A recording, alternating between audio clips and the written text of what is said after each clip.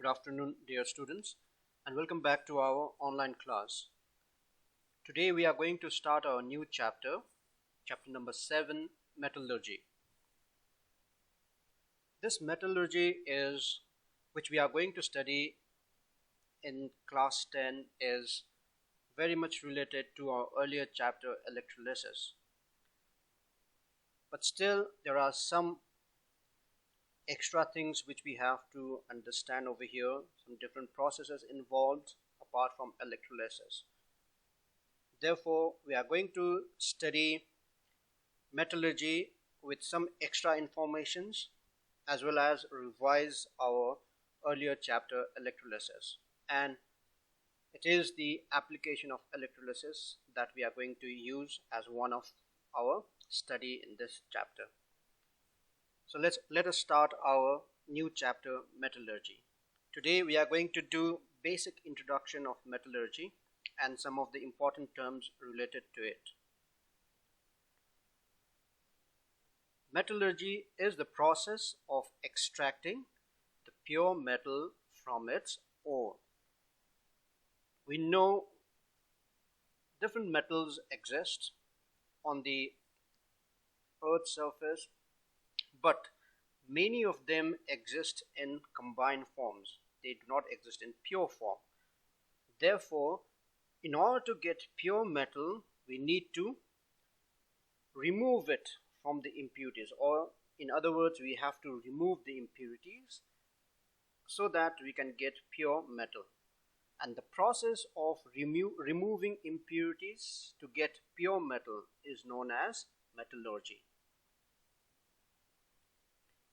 Now we know that substances are divided into two types. What are they?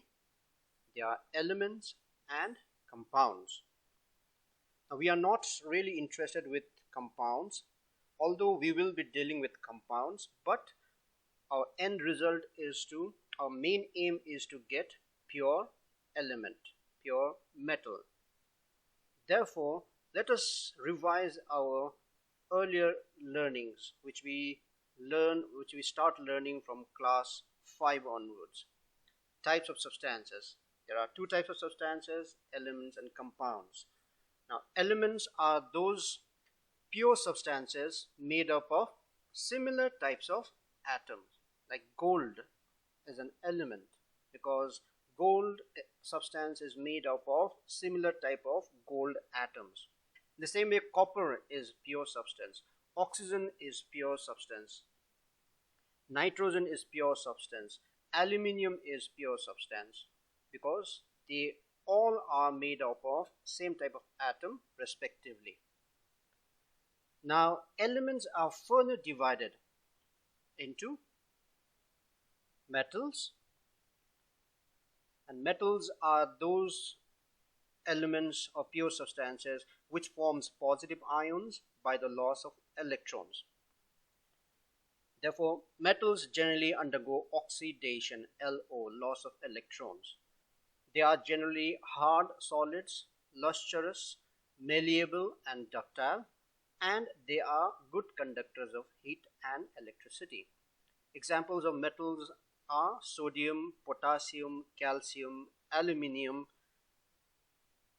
silver, gold, platinum, iron, copper, etc. These are some of the examples of metals, and there are many more.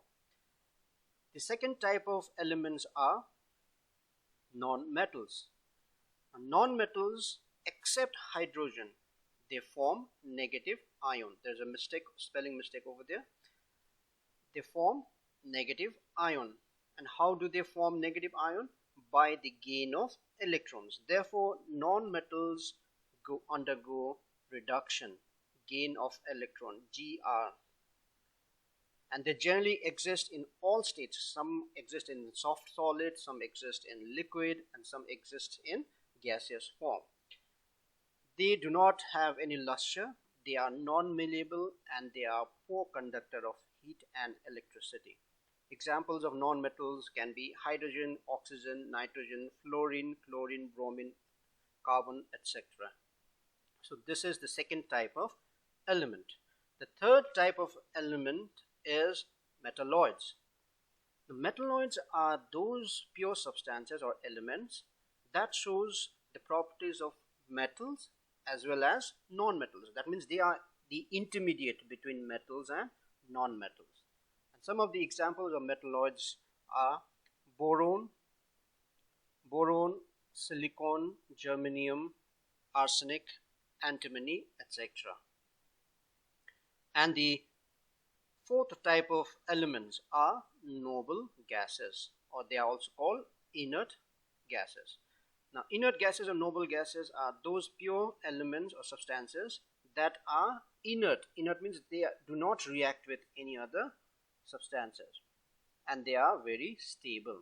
Examples of noble gases are helium, neon, argon, krypton, xenon, and radon.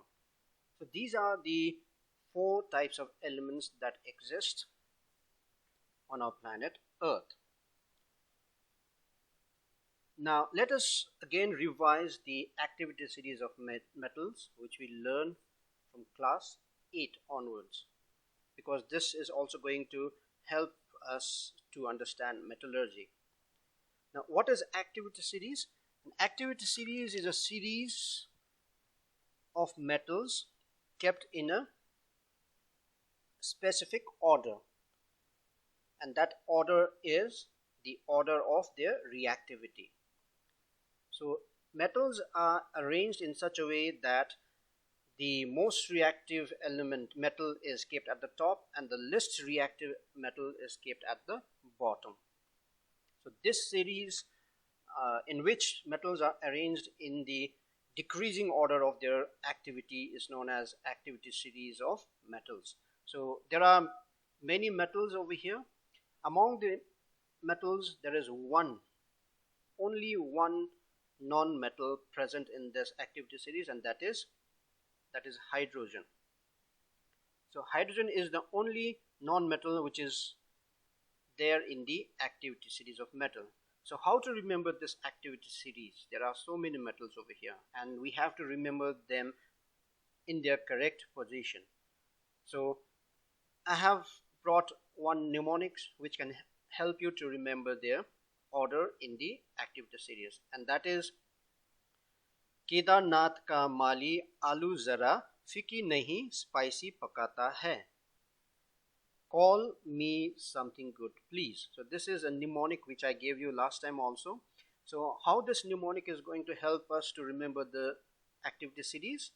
So Kedarnath. So we are going to remember the first letter or the combination of first and second letter to remember the symbols of the metals. So Kedarnath, K, Nath, Na, calcium, Ca, magnesium, M, Alu, Al, aluminium, Z, zinc, Fiki, Fe, iron, Nahi, N, nickel, S, spicy, S, tin, the symbol of tin is Sn, Pakata, P, we will take that as lead, Pb, Hai, H, hydrogen, then Call, C, we have already used Ca as calcium, so here C stands for copper. Then Me, M, mercury, so the symbol of mercury is Hg. Something, S, silver, the symbol of silver is Ag. Good, G, symbol of gold is Au. And please, P, platinum, the symbol of platinum is Pt. So this is how we are going to remember the activity series. You can even develop your own mnemonics to remember the correct order of metals in the activity series. I'll once again repeat this. Kedarnath ka mali alu zara fiki nahi spicy pakata hai. Why this mali used to cook spicy aloo? Because he always used to call me something. He always used to say, call me something good, please. Then only he used to cook good aloo. So this is how we can remember activity series. Now the purpose of this activity series is, what does this activity series tells us? That these metals are arranged in the decreasing order of their activity, their reactivity. if we see potassium over here, potassium is at the top of the activity series. This means that potassium is the most reactive metal among all this metal. And if you see platinum over here, platinum is the least reactive metal. If you compare calcium with lead over here, now calcium is more reactive than lead. This same series helps us to understand electrolysis, which metal gets displaced at the electrode. The metal which is at the higher position displaces the metal at the lower position towards the electrode. So if you have calcium and iron ions in the electrolyte, which one will get displaced towards electrode? It is iron, because now calcium will force iron to move towards the electrode. So this activity series helps us to understand the displacement of ions in the cathode also. Now, the larger the difference in the position of metals in the series, more rapidly does the displacement occur. Now this activity series also gives us another idea, and that is metals above hydrogen, the green one over here. All the metals above hydrogen will displace hydrogen from water and from dilute acids, thereby forming hydrogen at the electrode, whereas metals which are below hydrogen, they do not produce hydrogen gas. The elements which are metals which are above hydrogen, they are reactive, more reactive, whereas the elements below hydrogen, they are least reactive. The elements above, metals below copper, they do not easily rust also. That is why gold ornaments are used widely. Why? Because once a gold ornament is made, it doesn't rust easily. But if we start making ornaments of iron, now this is highly reactive. It does not exist in free state. Therefore, it combines with oxygen present in the air and forms oxide. Therefore, our ornament made of iron will slowly start rusting. So, lower the position in the metal series, activity series, less reactive and more stable it will be in the nature.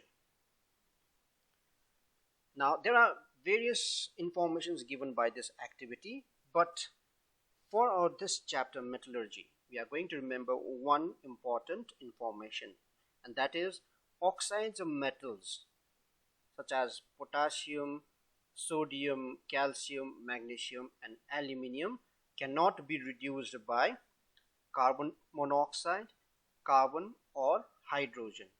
So the main information which we are going to take from this activity series for this chapter, metallurgy, is oxides of metals. These are active metals.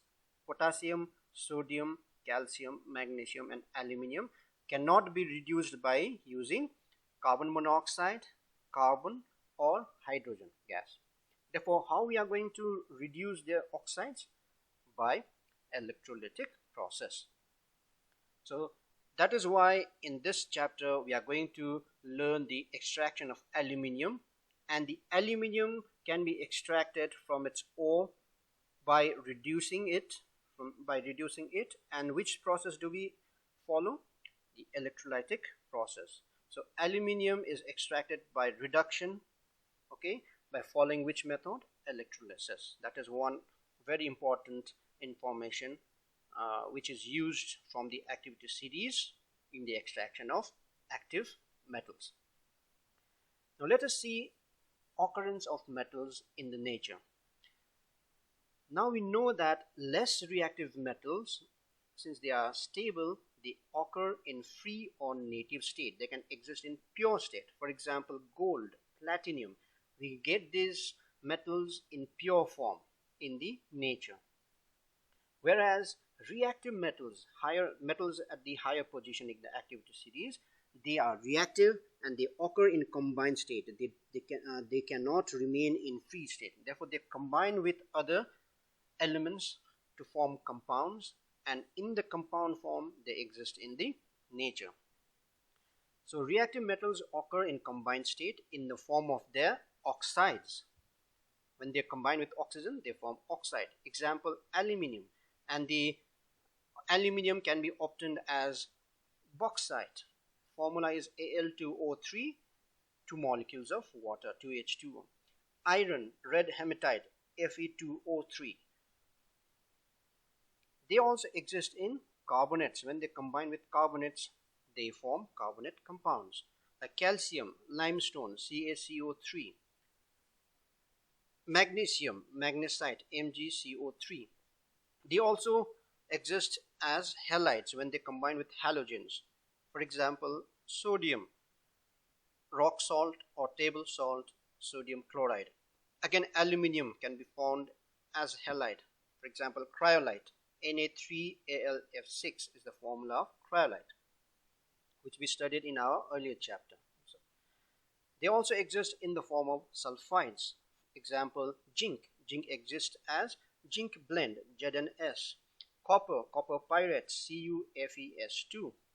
And even iron exists in can exist in sulfide form, iron pyrites, FeS2. They can also exist in sulfates. They can combine with sulfate to form sulfate compounds. For example, copper, blue vitriol, CuSO4 into 5 molecules of water, 5H2O. So reactive metals, since they are very reactive, they do not exist in free or pure form. Therefore, they exist in combined form in the following ways. Now let us try to understand what do we mean by minerals. Minerals are natural occurring compounds of metals associated with earthly impurities like sand, limestone, rocks, etc. So when metal compounds they remain in association or they mix with sand, limestone, rocks, etc., then that particular composition is known as mineral. Now let us see ores. Minerals from which metals can be extracted conveniently, easily, and economically with less expense are called ores. Now from minerals also we can extract metals, but those minerals from which we can extract metals very easily, conveniently, and economically are called ores.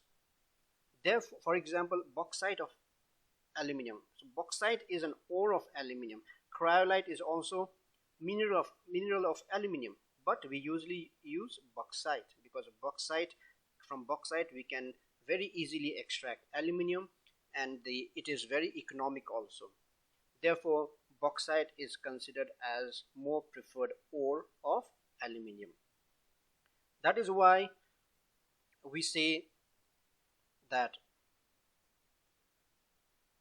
all minerals are not ores, but all ores are minerals.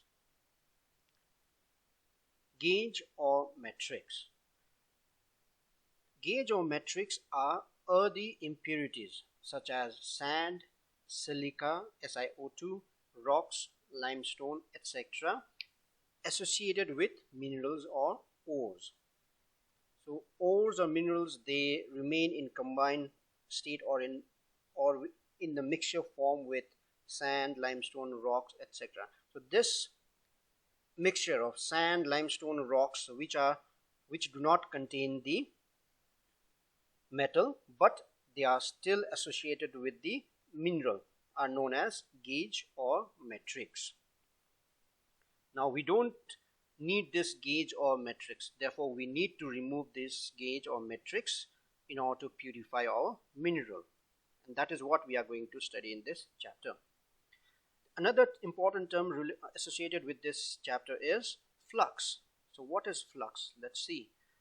Flux is a material added to furnace charge. Furnace charge means during heating of the minerals, during smelting to remove gauge. So to remove gauge, like I said, we need to remove this gauge impurities.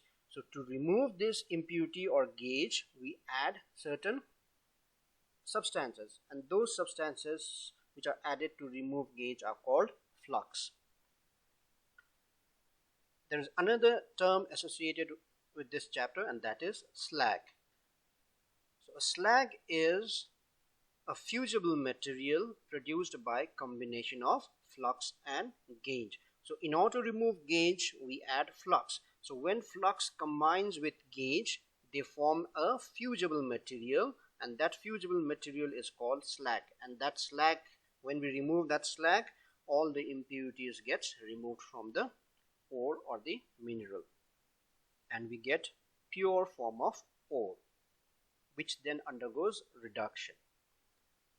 So this much for today, boys. These are just the basic informations about the chapter. We can say the warming up of chapter. Now, based on today's learning, there is an assignment number 7 given to you. Answer the following questions. Which metals occur as a sulfide? So you have to give metals occurring as sulfide. Which metals occurs as halide, carbonate, and oxide? Question 2. Distinguish between a mineral and an ore.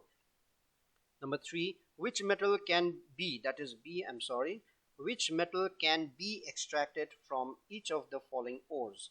Bauxite, how it can be extracted, which metal can be extracted from bauxite, calamine, and hematite.